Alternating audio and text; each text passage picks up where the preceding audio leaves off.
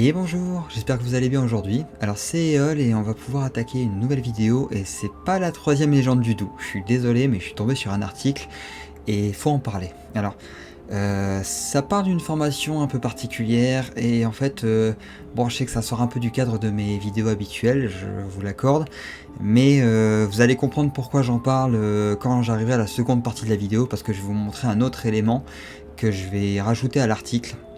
Et là, ça va raccorder complètement avec ce que moi j'aime faire, à savoir tout ce qui touche au folklore, à la culture française, aux contes et légendes notamment. Bon là, on va être plus dans le folklore et la culture principalement, mais vous allez voir. Du coup, je vous propose de commencer à lire l'article, parce que déjà c'est pas très normal ce genre de choses. J'essaie de rester sérieux et pas m'énerver, parce que ça m'énerve ce genre de sujet. Je m'en cache pas, ça m'énerve vraiment, et je pense que ça en énerverait plus d'un. Parce que c'est une utilisation d'argent public qui est pour moi immonde. Voilà, j'ai pas d'autre meilleur terme que ça, c'est immonde d'utiliser l'argent public pour ça. Que ce soit fait avec l'argent privé, ça, chacun fait ce qu'il veut, c'est normal. Mais là, on parle d'argent public et pour moi, ça me... C'est surtout quand je vais vous montrer la seconde partie de la vidéo, qui arrivera du coup après la lecture de l'article. Alors, virons tout le monde. France Travail finance une formation Gnome et Elfe. Charles Consigny voix rouge, donc déjà voilà. Formation Gnome et Elfe, je pense que vous avez déjà... compris où on va. Des formations de magnétisme, de naturothérapie ou pour rencontrer des gnomes et des elfes. Ou des elfes et des gnomes, parce que j'inverse, c'est pas grave. Le tout financé par France Travail font vivement réagir les grandes gueules qui appellent à des sanctions ce lundi 13 avril 2026. Pour aider les chômeurs à retrouver un emploi, France Travail propose une formation pour rencontrer des elfes, des gnomes, des licornes ou des lutins. Y a rien qui va dans cette phrase. Y a absolument rien qui va dans cette phrase. Comment tu retrouves... On va continuer à lire et je m'expliquerai plus tard. Outre les formations de développement personnel et de bien-être financées par l'organisme public, il est possible d'effectuer des stages pour rencontrer ces créatures mythiques mais surtout imaginaires. C'est ce que révèle l'émission de France 2 Complément d'enquête, qui a pu participer à un stage de 2 jours pour 300 € dans une forêt de Normandie. 300 € pour 2 jours. C'est dur de rester sérieux sur ça. Hein. Si vous découvrez la nouvelle en même temps que moi, je serais curieux d'avoir votre avis sur le sujet. N'hésitez pas à me le dire en commentaire, je serais vraiment curieux. Mais déjà, 300 € pour 2 jours pour aller rencontrer... Mais alors... Encore une fois, si quelqu'un veut débourser 300 € de sa poche pour aller faire ça, et si l'organisme, le stage dans la forêt de Normandie a été mis en place par de l'argent privé, pourquoi pas? Je suis d'accord, moi je suis totalement d'accord, c'est normal, chacun fait ce qu'il veut avec son argent, et tout peut exister, il n'y a aucun souci pour ça. Et si des gens apprécient ça, c'est leur droit. Mais là, on parle quand même de 300 € donnés par France Travail à des gens pour aller 2 jours dans une forêt rencontrer des animaux, et c'est une formation pour du boulot. C'est pas une formation loisir, c'est une formation pour du travail à la base. France Travail, les formations, c'est censé être des formations pour du travail. Donc voilà, on continue à lire. L'organisatrice de stage invite le roi des elfes à rejoindre les stagiaires pour se rendre dans la forêt et y appeler un dragon, notamment. Les stagiaires sont également initiés à la palpation des champs énergétiques, la lecture des codes magnétiques et le dialogue avec des êtres invisibles. Je suis désolé, mais... dialoguer avec des êtres invisibles, t'as pas besoin de payer 300 € pour ça. Franchement, tu peux le faire gratuitement. Suffit juste d'être un petit peu... voilà. Mais tu peux le faire gratuitement. Même moi, je le fais, ça m'arrive. Et je paye pas 300 € pour 2 jours pour le faire. Oui, quand je fais des vidéos de légendes, parce que moi, c'est ça ma chaîne, je partage des vidéos de contes et légendes françaises, principalement des contes et légendes folkloriques français. Donc forcément, des fois, je me mets un peu dans le thème, dans le ton, pour essayer de faire la légende de la meilleure manière possible. C'est plus du théâtre dans mon cas, on va dire, et encore du théâtre très bas de gamme, hein, parce que je suis pas un expert non plus, je m'en cache pas. Mais voilà. Alors maintenant, arrêtez-moi si je me trompe. Vous aurez du mal vu que... en commentaire, n'hésitez pas à me le dire en commentaire si je me trompe. Une formation, ça sert à acquérir une compétence qui est ensuite mise en application pour pouvoir trouver du travail, ou du moins dans le travail qu'on va pouvoir trouver ensuite. La compétence permet d'ouvrir le champ des possibles dans la recherche du travail. C'est à ça que ça sert la formation à la base. Quel genre de travail tu trouves en faisant de la palpation des champs énergétiques, de la lecture des codes magnétiques et en allant tâtonner les bouboules du dragon? Je voudrais savoir, quel genre de travail on trouve comme ça. Et je suis assez d'accord avec ce qui est dit ensuite. C'est du foutage de gueule. Et oui, c'est du gros foutage de gueule, effectivement, mais voilà. Cette formation fait vivement réagir les grandes gueules ce lundi 13 avril 2026. France Travail, c'est une organisation sérieuse. Il doit y avoir 5 milliards de budget, c'est dramatique. Peste Jean-Philippe André, ancien président de Haribo. J'imagine que 90% des formations vont dans le bon sens. Mais c'est scandaleux, c'est du foutage de gueule. Oui, je suis assez d'accord avec ce qu'il dit. Les formations Gnome et Elf, c'est pas 100% des formations de France Travail. Il y a la plus grosse majorité des formations qui sont des vraies formations qui vont permettre aux personnes qui y vont d'acquérir des compétences. Ça, je dis pas. Je pense que beaucoup de formations sont propres. Sur ça, il n'y a pas de souci. Mais là, il y a quand même une formation Gnome et Elf qui est passée entre les mailles du filet. Donc, qu'est-ce qui est passé d'autre? Combien de formations comme ça existent? Parce qu'il n'y en a pas qu'une, je pense pas qu'il y en ait qu'une, comme il dit 90%. Bon, moi je pense qu'il est encore un peu... Moi j'aurais peut-être dit 95%. Il y a peut-être 5% des formations qui... Je suis peut-être moins pessimiste que lui. Il y a peut-être 5% de formations qui sont dans ce style-là, parce qu'il y a encore, d'autres types de formations, mais on va voir plus dans l'article, vous allez voir. En entreprise, quelqu'un ferait ça, il serait proprement viré parce qu'il est hors sol. Il fait du mal et il faut s'en séparer. Ajoute Jean-Philippe André. Quelqu'un vient à mon entreprise avec une formation comme ça, il est remis à la porte directe. À aucun moment on lui donne l'heure. C'est pour dire. L'entreprise mettra pas de l'argent à elle dedans. Dans une formation comme ça servira à rien. Si on peut faire impunément des conneries avec l'argent des autres, il y avait le RSA pour les druides. Ah oui, il y a ça aussi. J'en ferai peut-être une vidéo à l'occasion, ça peut-être un jour. Il y avait le RSA pour les druides, et aujourd'hui c'est France Travail qui finance le monde de Narnia. Se désespère l'entrepreneur Joël Dagosseri. Entrepreneuse plutôt. Et peut-être gouré de... Non, même pas, oui, entrepreneur, ouais, bon, qui croit avoir identifié la source du problème. Tout ça, c'est Calliope, la certification qui donne les certifications aux organismes de formation. Alors, si vous êtes curieux, Calliope, tapez Calliope sur Google, vous allez vite trouver. Si tu coches bien les bonnes cases, tu as ta certification, et France Travail peut financer à tout le monde ta formation. Moi, personnellement, je me refuse d'avoir un business model qui dépend de l'État, et je pense que les gens, s'ils veulent se développer, ils doivent pouvoir utiliser leur propre argent, insiste-t-elle. Oui, je suis 100% d'accord avec.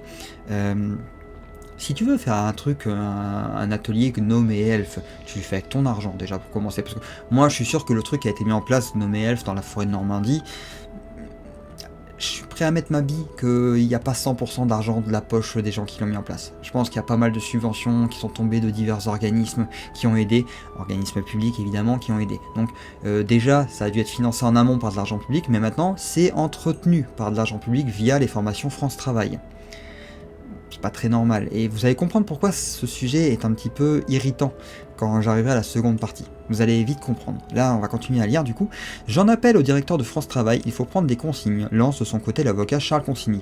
La personne qui a accordé une subvention à la formation Gnome et Elf et toute personne liée de près ou de loin à cette formation doit être virée séance tenante. Il faut de la responsabilité. Si on peut faire impunément des conneries avec l'argent des autres, on ne va pas s'en sortir. Mais je suis pas totalement en désaccord avec ce qu'il dit. Personnellement, c'est vrai que la personne qui a validé cette formation devrait au moins avoir une sanction virée, je saurais pas dire, mais au moins être sanctionné.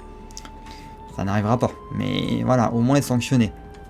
Cette formation n'aurait jamais dû passer. C'est pas normal qu'elle soit passée en fait. À quel moment ça passe, et à quel moment c'est financé par de l'argent public et on envoie des gens, on se dit une formation Gnome et Elf ça peut être une bonne idée pour aider les gens à trouver du travail. À quel moment on se dit ça en fait? Dans quel monde on se dit ça? Que ça soit, encore une fois, comme je le dis, que ce soit fait avec de l'argent privé, que si quelqu'un veut aller à un stage de Gnome et Elf et tout ça, il y a bien des gens qui font des RP, du roleplay dans les forêts habillés en guerrier ou de toutes les tenues possibles et imaginables, et c'est leur droit, ils font ce qu'ils veulent, il n'y a pas de souci. S'ils prennent du plaisir et s'ils s'éclatent, ils ont entièrement le droit. Moi, il n'y a aucun jugement de valeur dans ce que je dis, hein. C'est juste que voilà, ils le font avec leurs moyens. Ils le font pas avec l'argent public, c'est ça la différence. Là on parle d'un truc qui a été fait avec de l'argent public et moi je trouve ça même magouilleux sur les bords, mais bon, c'est que mon avis, encore une fois ça ne concerne que moi. Je suis absolument pour les formations au bien-être, à condition que je ne les finance pas. Oui, ça va bon de Jean-Philippe André, oui bah ça on est d'accord, que des formations au bien-être existent, pourquoi pas. Peut-être quelques-unes à la limite, de façon publique, pourquoi pas, si vraiment c'est des vraies formations qui aident ensuite à la recherche d'emploi, pourquoi pas. Mais là... je vois pas pourquoi on finance avec nos impôts ce genre de truc. Un truc nommé Elf ne devrait même pas être financé par nos impôts, de base. Ça devrait être financé par de l'argent privé, et de l'argent mis de la poche. 60% du chiffre d'affaires financé par France Travail pour une formatrice en magnétisme. Bon là c'est pas le même, c'est pas la même personne, mais c'est lié parce que c'est plus ou moins le même domaine. Donc c'est pas la même personne, ça n'a rien à voir avec la formation Gnomel, c'est une personne qui est extérieure à ça. Une formatrice dans ce domaine, interrogée par complément d'enquête, assure avoir généré jusqu'à 60% de son chiffre d'affaires entre 2011 et 2020, 43 000 € environ, grâce à France Travail, en dispensant des formations liées au magnétisme, à la naturothérapie ou la communication animale. Alors, France Travail lui a envoyé 60% de sa clientèle. Voilà. Pour faire des formations liées au magnétisme, de la naturothérapie et la communication animale. Encore une fois, je vois pas quel genre de métier tu trouves avec ça.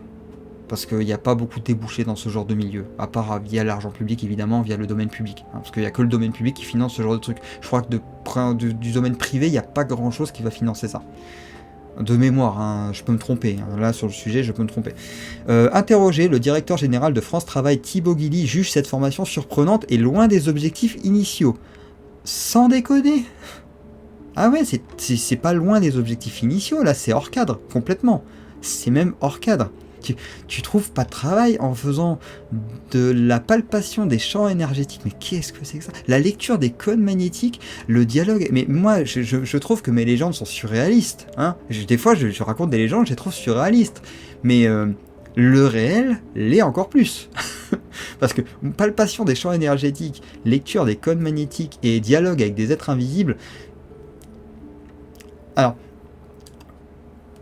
pour les deux premiers, j'ai envie de dire pourquoi pas, mais le troisième, tu te prépares à des formations d'embauche pour ça, tu dialogues avec des êtres invisibles, tu parles avec ton futur patron, tu te mets en... Je sais pas comment ça se passe, la formation France Travail, je veux savoir. Parce que le roi des elfes, il fait quoi dans le contexte? Il vient, il se pose et il dit alors dis-moi tes qualités, tes défauts, qu'est-ce que tu peux apporter à la forêt Et après, le dragon, c'est le grand chef, c'est lui qui fait signer le contrat. Comment ça se passe? Je veux savoir. Je veux savoir. J'essaie d'en rigoler un peu parce que c'est tellement sérieux ce genre de sujet que en rigoler, c'est le seul moyen de pas s'énerver. Donc je veux comprendre comment ça se passe. À quel moment ce genre de formation devient légitime dans la démarche? Oh purée. Moi je le dirai jamais assez, mais monde de fou quoi. De l'organisme qui finance chaque année entre 300 et 400 000 formations. Mais depuis 2021, les contrôles auraient été renforcés, promet France Travail. Bah, c'est tellement renforcé que tu as des formations Gnome et Elf qui passent.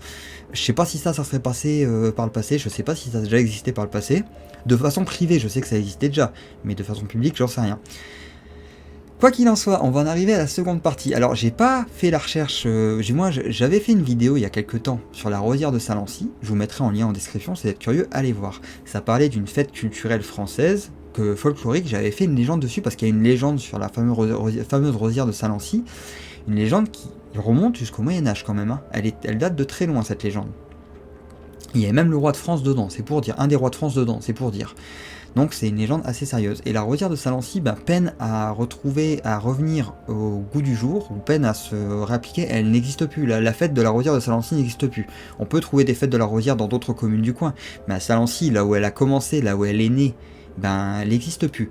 Et en fait, on découvre que les subventions ont été coupées à cette fête-là. Je pense que vous voyez où je veux en venir déjà là quand je dis ça.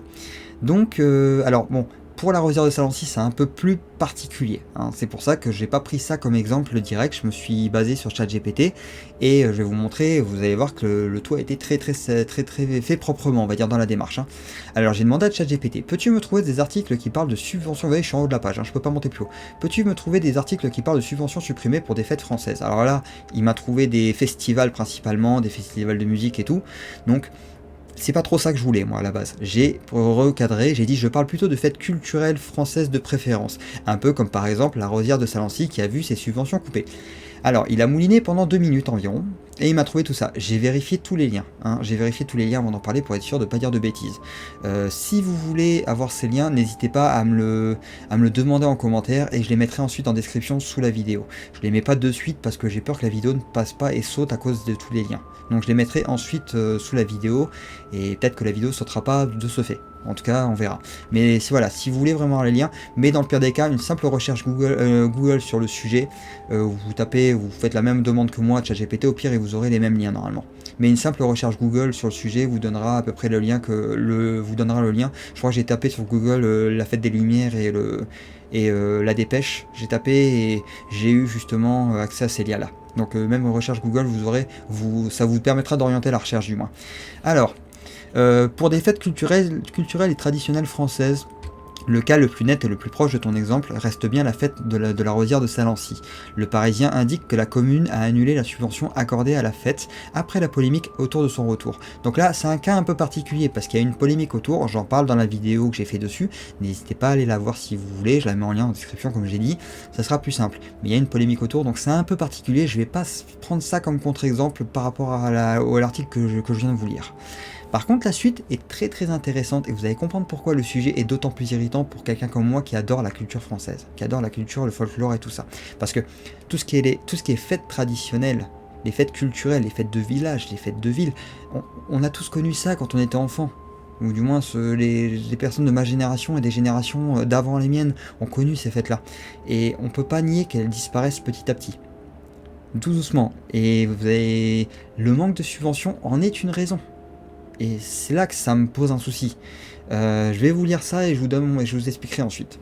J'ai trouvé un autre cas intéressant, mais ce n'est pas un article de presse. Dans un compte-rendu de conseil municipal de Sainte-Catherine de Fierbois, la traditionnelle fête médiévale portée par l'association culturelle locale apparaît avec une subvention fixée à 0 dans les résultats remontés par les documents communaux. Ça peut être utile si tu veux montrer que les coupes ne touchent pas seulement les gros festivals, mais aussi des fêtes historiques locales. Dans un registre un peu plus large, mais toujours sur des traditions festives... il m'en manque une là ? Non, c'est bon.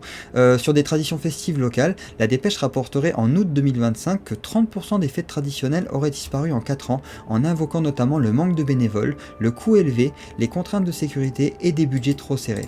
Ce n'est pas forcément une subvention supprimée au cas par cas, mais ça appuie bien l'idée d'un affaiblissement des soutiens publics et des moyens disponibles. Oui, comme il y a 30% de fêtes traditionnelles qui auraient disparu en 4 ans. Si elles étaient soutenues par le domaine public, elles n'auraient pas disparu. Et si on y avait mis un petit peu des moyens, si les impôts étaient utilisés pour entretenir ces fêtes, elles n'auraient pas disparu. Si tu acceptes un exemple un peu moins village tradition ancienne, mais très français culturellement, la Fête des Lumières de Lyon a aussi perdu en 2025 la subvention de la métropole de Lyon à hauteur de 80 000 € selon la presse locale.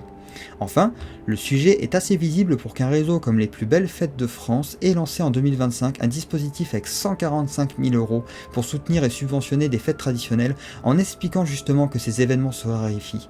Ça montre bien qu'il y a aujourd'hui une vraie question autour de leur financement.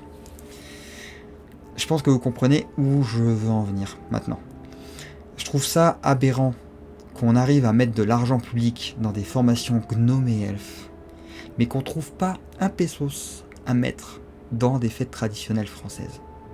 Ça me tue en fait de voir ce genre de trucs qui existent dans le domaine public, des formations gnome et elfes qui ne servent à rien dans le contexte où elles sont appliquées, à savoir la recherche d'emploi.